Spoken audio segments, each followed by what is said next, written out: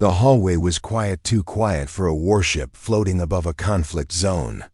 James, a human engineer, walked slowly, eyes scanning the overhead pipes. He was fixing a flickering panel in Section C of the alien vessel, the Karefsuan, a medical ship run by warrior healers of the Varellan species. He didn't belong here, not really. The humans were new allies, and James was only part of a support crew, borrowed from Earth Command for emergency tech work. But he was good with wires and machines, and the ship always needed repairs. His scanner beeped. A surgeon room 42G, he tapped the door panel. It didn't respond. Strange, he muttered, and reached for the emergency override. The door hissed open with a soft whoosh dot inside. Everything changed. The room glowed in soft blue light. Steam floated gently in the air. A humming sound filled the space, like music underwater. In the center stood a tall healing pod, open like a flower, and there she was. She stood barefoot on the glowing floor, her back to him. Her armor lay scattered beside her, and a healing gel shimmered across her bare skin. Her long hair, silver blue, like moonlight, fell down her spine. Strange markings, like soft tattoos, glowed on her shoulders and arms. Ka, single quotes, RELL. He had heard her name. A young warrior, wounded during the last mission. Daughter of one of the elders. Untouchable, important. Then she turned. Their eyes met. Time stopped. James froze. He knew he had made a mistake, but it was already too late. Carell didn't scream. She didn't reach for a weapon. She only stood still, her eyes wide and unblinking, her face unreadable. For a moment, neither of them moved. The hum of the pod pulsed louder. Then Carell stepped back into the shadows, reaching for a towel-like cloth. "You saw me," she said slowly, her voice calm but heavy. James opened his mouth. "I didn't mean to." The door was, "You saw me unclothed," she said again. This time louder. "I swear I didn't know someone was inside. I'll leave right now. Stop." Her voice cut the air like a blade. James stood still, heart pounding. She stepped forward now, mostly covered, her face pale. "You do not understand what this means," she said, her voice shaking slightly. "In my culture, being seen in this state by an outsider, it is forbidden. It is sacred." "I didn't mean any harm," he said again, his voice softer now. She looked at him long and hard. "If the council finds out," she whispered, "I will be punished. You will be killed." James blinked. "What?" "Our laws are old," she said. "Strict. You have seen my skin, my markings. They will say I gave myself to you. And the only way to protect us both is to bond. Bond?" James asked. "Confused. To marry me," she said simply. The words felt like a hammer falling in a silent room. "You're joking," James said, almost laughing. "I mean, this is a misunderstanding. I didn't touch anything. I just walked in." Carell stepped even closer now. Her eyes were serious, dark. "This is no joke, human. If I do not claim you as my husband, they will think I have broken warrior honor. They will kill me, and you too. The only thing that can protect us is the ancient bond of soul match, marriage." James backed away slowly, his heart pounding. He had no idea that stepping through one wrong door would turn into this. Then the door behind him hissed again, and 2 guards stood outside. Golden armor shining, weapons raised. They had seen the open door. They had seen him inside. And they had seen her face. Carell grabbed his arm. "Do not speak," she whispered. "Not yet." The guards marched forward, shouting something in Varellan tongue. One pointed at James, the other lowered his weapon slightly and tilted his head at Carell. She raised her chin, looked James in the eyes, and said, loud enough for the guards to hear, "He is mine." Silence. The guards paused. One of them stepped back slightly, shocked. The other saluted. James stood frozen. What just happened? He whispered to her, "You're my husband now," Carell whispered back, her voice trembling. "At least, to them." The guards had left. The door sealed with a sharp hiss, locking James inside with her. Carell stood still in the middle of the room, her back straight, her hands trembling at her sides. She had just told the guards that James was her chosen mate. A lie, a desperate move, or maybe not entirely. James finally broke the silence. "You didn't have to say that." Carell looked at him, her voice low. "If I hadn't, you would already be in chains." "I'm just an engineer," James said. "I fix lights and doors." "I didn't mean to break a law just by walking in." Carell stepped closer. "Our laws are not like yours, human. To see a warrior unclothed outside ritual or bonding is to witness her in soul form. That kind of sight binds two spirits. Or destroys them." James laughed nervously. "So what? Now we pretend to be married until this blows over?" She didn't laugh. "There is no pretending," she said. "We either complete the vow or the void claims us both." James frowned. "The void?" Carell turned away, walking toward the glass wall that looked out into space. "If the council believes I lied, they will test me. They will test you. If we fail, they will cast us into the Relith chambers. Trial by void air, no bond, no life." He sat down, the weight of it all suddenly hitting him. He had seen death before, on the battlefield, on broken stations, but this was different. This was quiet, slow, like a trap he had stepped into with his eyes open.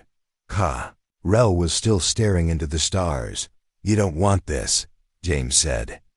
"A life bound to someone you didn't choose." Carell turned her head, eyes unreadable. "You think I had choices before today? My clan wanted to offer me to the son of another house. For trade, for alliance, you walking in. It changed the game. Now I have a say." There was silence again. Then she added softer, "Even if that say is forced."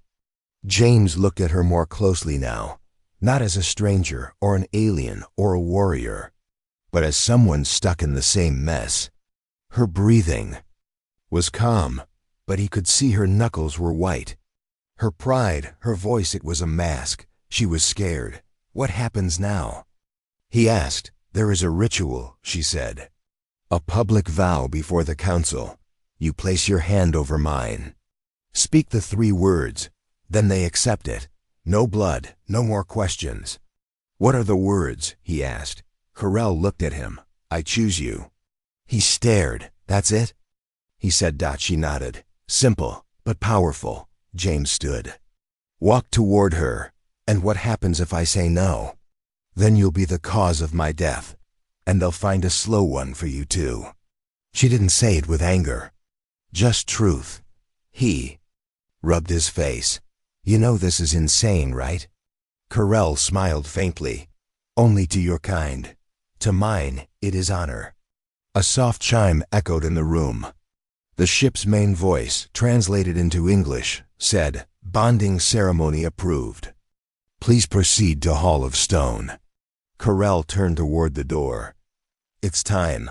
The Hall of Stone was cold, high, and silent.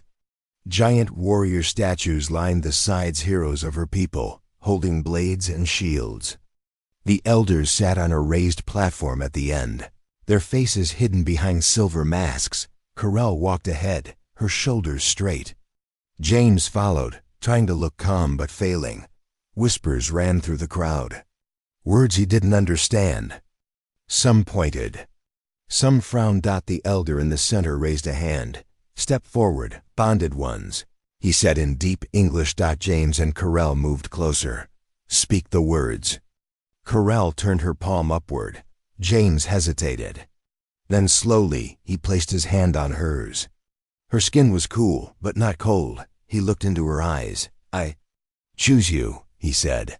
A deep vibration echoed through the hall. The statues glowed. "The council nodded." Carell whispered back, "I choose you." A ring of soft light surrounded them. The bond was sealed. For the first time, The crowd cheered, but far in the back. A warrior in black armor turned and walked out without a sound, his hand clenched around a silver dagger. He did not believe the bond was real, and he was not the only one.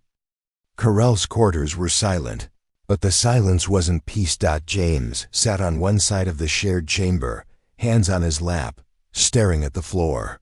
Across from him, Carell stood by the edge of the small fire circle barefoot, arms crossed. Her long hair now tied back in a warrior knot. She had said nothing since the ceremony. The glow of the bond mark still pulsed faintly on her palm. James's hand still tingled where it had touched hers. The light had faded, but the truth remained. They were bonded now. Publicly, permanently. He finally spoke. Are we actually married now? Carell looked at him without blinking. In the eyes of my clan, yes. In the eyes of yours, I don't know, James exhaled. So what happens next? She turned away.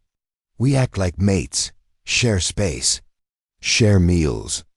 They will watch us for signs, he blinked. Signs?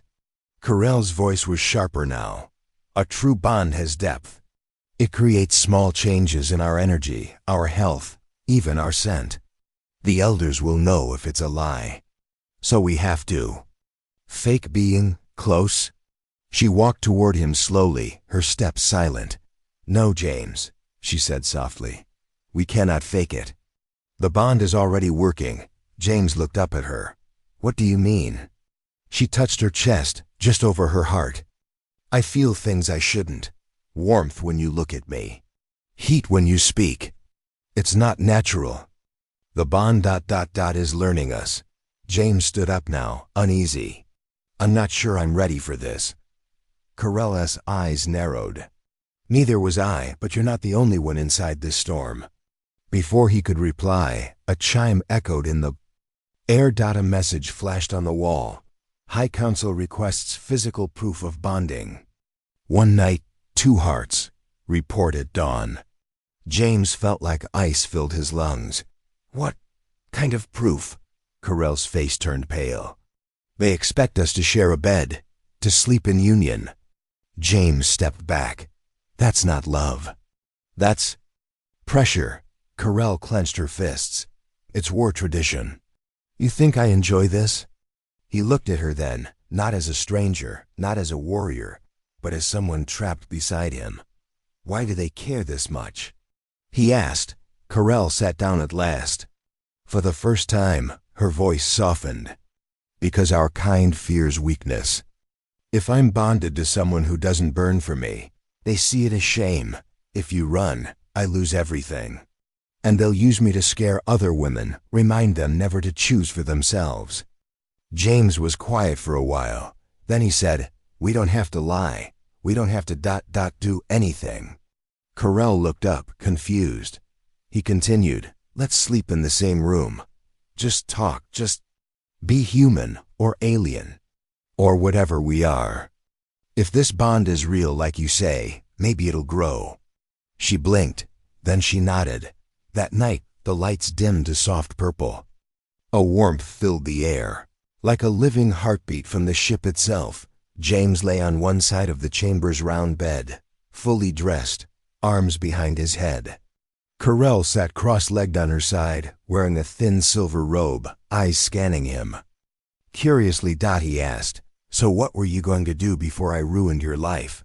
Carell raised an eyebrow. I was meant to marry the son of the Flame Clan.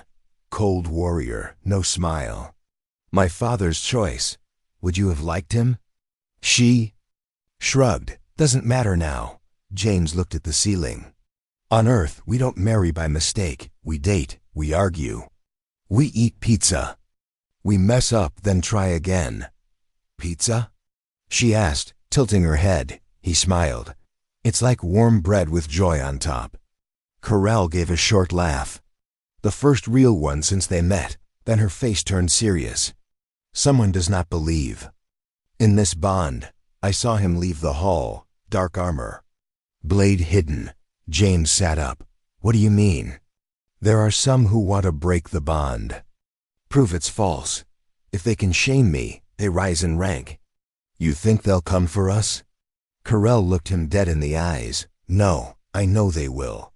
A cold wind passed through the chamber vents outside the room. Footsteps paused. Steel whispered from a sheath. The lights flickered once, just once. James sat upright in the dim sleeping chamber. The pulse of the ship had changed. Quieter, slower. Carell's eyes were already open. She moved without sound, rising from the bed, her robe trailing behind. Her like mist dot, then came the sound. Soft footsteps, too careful, too controlled. Carell's hand went to the wall, tapping twice. A small drawer opened inside, a short blade with a curved hilt. She gripped it tightly and pressed a finger to her lips, signaling James. He nodded. The door to their chamber creaked. Open a finger's width. James couldn't breathe. A shadow entered. Thin, tall, silent. Black armor, masked face. One hand holding a long silver dagger that shimmered even in the dark. An assassin. Carell didn't wait. She moved like lightning, her blade slashing forward. The assassin blocked it, but barely. James stumbled backward, trying to reach the panic switch near the bed, but the wall console was dead. Ship systems disabled, Carell growled. The assassin struck again, fast and brutal. Their blades clashed, throwing sparks across the room. Carell twisted, kicking the attacker's knee. The assassin grunted, stumbling. That's when James grabbed the nearest object he could find, a metal food tray, and threw it. It hit the assassin's shoulder, just enough to break their rhythm. Carell didn't hesitate. Her blade sliced across the figure's side, drawing dark purple blood. The assassin hissed and leaped backward, vanishing through the door like smoke. Silence. Only their breathing remained. James collapsed onto the bed, heart pounding like thunder. Carell stood over him, still holding the blade, her chest rising and falling fast. You okay? James asked, voice shaky. She nodded once. You did good. That throw saved my life. I used to play baseball, he said, half joking, still out of breath. Carell almost smiled. Then she touched her own side and pulled her hand away, blood staining her palm. Wait, you're bleeding, James said, rushing to her. It's shallow, she whispered. But not nothing. He led her to the medical seat and grabbed the first aid kit from the corner. You've done this before? She asked, wincing. Plenty. I patched up a guy who got stabbed in the stomach with a fork. Long story. As he cleaned the wound. She watched him quietly. You didn't freeze, she said. I kind of did, James admitted. But then I saw you bleeding. And I couldn't just do nothing. She looked down. You're starting to act like a bondmate. Is that a bad thing? Carell didn't answer. Instead, she looked at the wall panel. They disabled internal comms, whoever sent that assassin. They had help, James frowned. You said someone didn't believe in the bond. She nodded. Reneval. From the Iron Circle. He wanted me for his clan. Now he wants to destroy me for rejecting him. Jealous ex-fiance? James muttered. In our culture, there's no such thing as ex, she said coldly. Only blood debts. The words chilled him. Suddenly the lights turned back on. The ship's voice returned. Security systems restored. Medical wing reconnected. Internal breach recorded. Carell stood. They'll find the blood trail. He won't get far. But the fact that he tried means the bond isn't safe. James looked at her. So what do we do? She took a deep breath. We make it stronger. We show them it's real, that we are real. He hesitated. And how do we do that? She stepped closer. Tomorrow is the Moonfire Feast, a bonding tradition. We must dance together before the clan, speak to each other through movement. If we fail, they'll know. James blinked. Dance? I barely survived prom night. Carell smiled faintly. You won't have to move like us. You just have to move like you want me close. They stood there for a moment, silence between them. Then Carell whispered, If you want out, if you want Earth Command to extract you, say it now. I won't stop you. James looked at her, this tall, strong alien woman with blood still drying on her ribs, offering him a way out, no anger, no guilt. He shook his head slowly. I'm not leaving you. Carell's eyes softened for the first time. Then tomorrow, she said, we don't just prove the bond. We make it real. Outside their chamber, footsteps echoed again. But this time, they were running away. The chamber smelled of incense and glowing fruit preparations for the moonfire feast. Carell stood near the mirror wall, fastening silver rings to her braid. The fabric of her ceremonial dress shimmered with shifting light, half armor, half art. Her reflection looked strong, yet her eyes were not calm. James watched from the corner, holding a plain black tunic the servants had given him. He had never worn anything like this. It had no zippers, no logos, no sleeves, just flowing fabric meant for movement. What if I mess up the steps? He asked. Carell met his eyes in the mirror. Then you fall, and I catch you. That's what the dance means. He smiled. Easy enough, she turned. Not for me. James paused. Why not? Carell walked closer, voice low. Where I'm from, warriors do not choose bondmates with softness. We fight, we win, we claim. But I didn't fight for you. Not at first. James looked down. You saved me from your own people. That counts. She gave a half nod. But I didn't choose you out of love. I chose you out of survival. James's chest tightened. Carell continued. Now, I don't know what this is anymore. He stepped toward her. I don't either.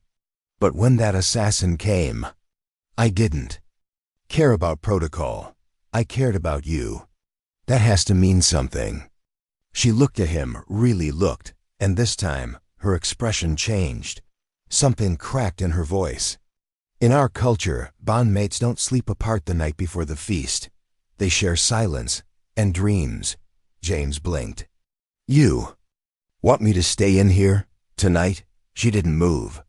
Only if you want to. James exhaled slowly. All right.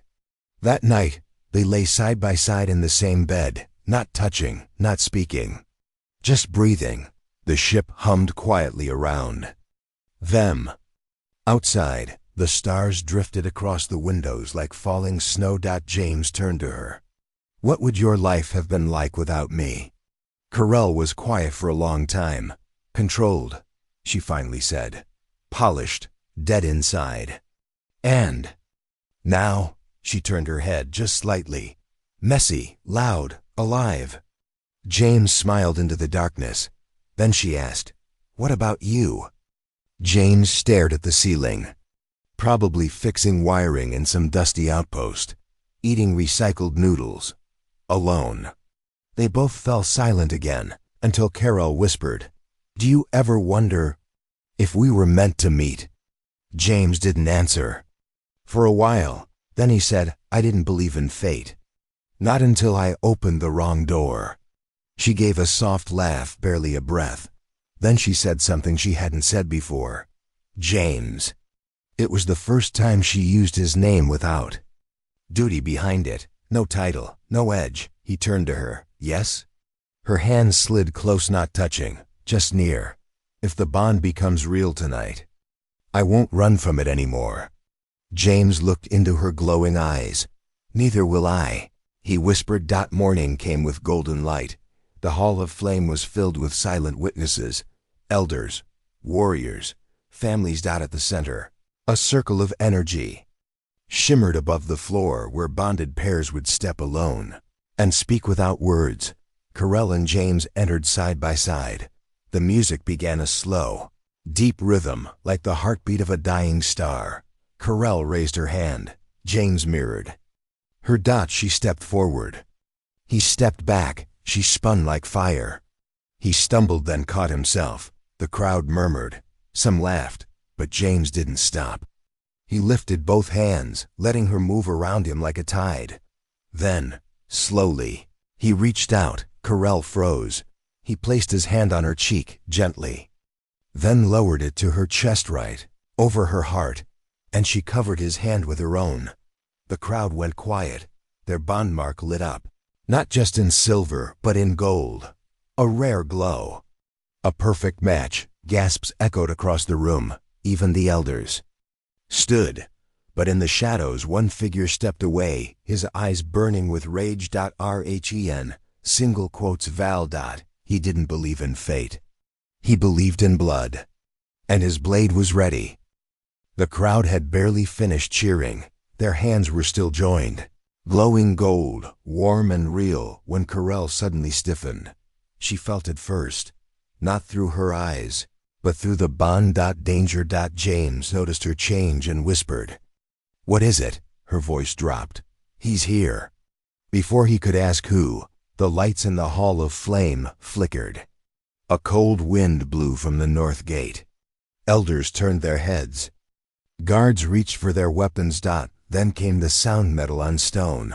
Arachin. Val. He stepped into the hall wearing ceremonial black armor, a red slash painted across his chest, the symbol of Clandul. A public challenge. In his hand was a thin blade, curved in silver. "I challenge the bond," he shouted, voice echoing. Gasps rippled through the room. The elders rose from their seats. One of them spoke in deep Varellan tongue, then turned toward James and Corell. "You must answer. Stand or surrender the bond."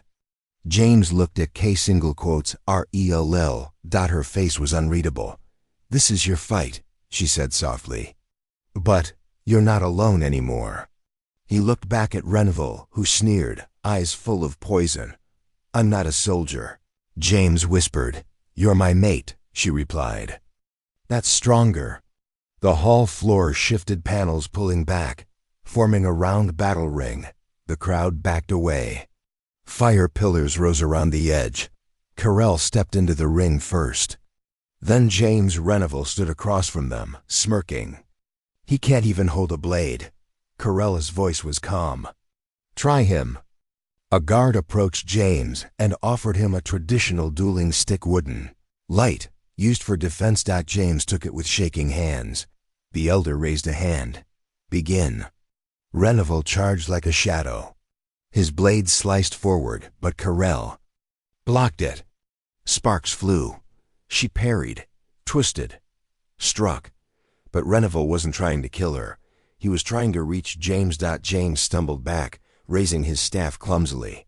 Renville laughed and knocked it aside with ease. "You see?" He shouted to the crowd. "This bond is weak." Corell growled. She lunged at him, swinging hard, but Renville spun behind her. James saw the blade flash. Without thinking, he moved. He stepped between them. The dagger sliced his arm, red blood spilling fast. The crowd gasped. Corell screamed, slamming Renville back with all her strength. He hit the ring wall hard and fell. Guards rushed in, surrounding him. James dropped to one knee, holding his arm. Corell was beside him in an instant, pressing cloth against the wound. "You shouldn't have stepped in," she whispered. "You were about to be hurt," he said. "You were." James looked into her eyes.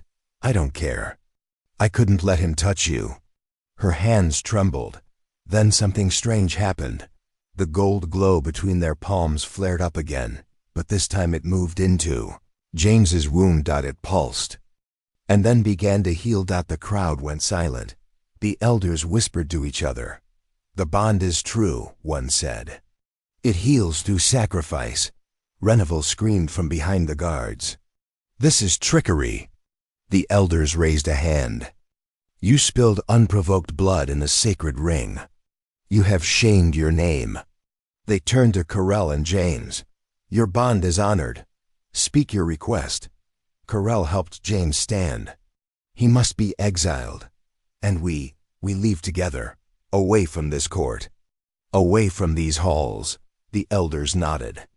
"Granted." Renville was dragged away, still screaming, his eyes burning with hate. Later that night, in their ship quarters, James sat quietly as Corell wrapped his arm. "You're not a warrior," she said, "but you stepped in front of a blade." He smiled. I told you, I act without thinking. She leaned in, voice soft. Then I must think for both of us now. James looked at her carefully. What now? Carell stood, walking to the window where stars floated in the dark. We leave tomorrow. Together. No court. No tests. Just us. James stepped beside her. Do you want that? He asked. She looked at him. I do. He reached for her hand. I do too. The stars outside shifted, but inside, everything finally felt still. Peaceful. Real. But far in the void, another vessel listened, and it did not come in peace. The ship hummed gently as it glided away from the warrior planet. Carell stood at the edge of the observation deck, her forehead pressed lightly to the glass. The stars stretched across the dark like river lights. Behind her, James adjusted. Their course toward a neutral zone. They were finally free. No more trials, no more elders, no more eyes watching their every move. But peace didn't last long. The warning lights blinked red. Unknown. Vessel approaching. James frowned. That's not a Varellan ship. Carell stepped beside him. It's not one of ours. Then the coms cracked with static. A voice deep, smooth, and chilling echoed in their chamber. Surrender the bonded pair. Or be destroyed, James stiffened. Who is this? The voice responded calmly. We are the Sovrith. The bond between human and Varellan threatens our control. You were not meant to unite. You were meant to obey. Carell's eyes went cold. They're watchers. Old enemies of both our species. They fear change. Another voice came over the line, softer, female. The bond has already begun to spread. Others will follow. If we crush you now, we stop. If from blooming, James clenched his fists. They're scared of us, Carell nodded. They should be. The ship shook. A warning blast had hit their shields. They had no weapons. No fighters. Only one escape pod and 2 people. But they had something no one else had. A living bond. Forged in truth, battle, and choice. And Carell had one last secret. She opened a hidden panel near the core. Inside was a Varellan soul core, a rare artifact. Passed through warrior bloodlines. It responded only to true bonds. She placed her hand on the core. It pulsed gold, matching the bond mark on her palm. James stepped forward and placed his hand beside hers. The ship's systems changed. Engines roared. Shields doubled. A hidden weapon bay lit up, small, ancient, and fierce. The Sovrith ship. Fired again. Carell's ship moved faster than logic, guided by both of their linked instincts. She gripped the controls. I'll fly. James took the co-pilot seat. I'll aim. They didn't speak again. They didn't need to. The bond carried emotions across silence. Trust, anger, strength, love. The battle began. One ship, small and strange, dancing between a fleet of cold machines. James fired bursts at their engines. Carell twisted the ship through gaps too narrow for reason. Their hearts raced in rhythm. They struck the Sovrith command vessel. The others broke formation. Confused, scared, James smiled.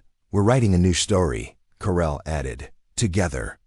In one final surge, their ship exploded in golden light. Not destruction, but signal. The bond between them broadcast through the stars, the core glowing brighter than it ever had. Days later, whispers spread across the galactic channels. A human and a Varellan had fought together. Not as allies, but as mates. Other species began questioning their old rules. A Varellan girl on a mining station reached for a human's hand and didn't let go. Human medic in a battlefield tent asked his alien patient to stay, just a little longer. The bond was growing. Not by force, not by war, but by choice. James and Carell sat in the quiet cabin of a smaller ship, now one they'd salvaged after the battle. He poured 2 cups of something warm. She wore no armor now. Just soft gray fabric, her hair loose over her shoulders. He looked at her. I thought the bond would be a cage. Carell smiled. I thought it would be war. They clinked their cups together, but it turned out, she said. It was a door. To what? James asked. She leaned her head on his shoulder. To a future, she whispered, that scares the stars. And they watched in silence as the galaxy slowly changed, one bond at a time.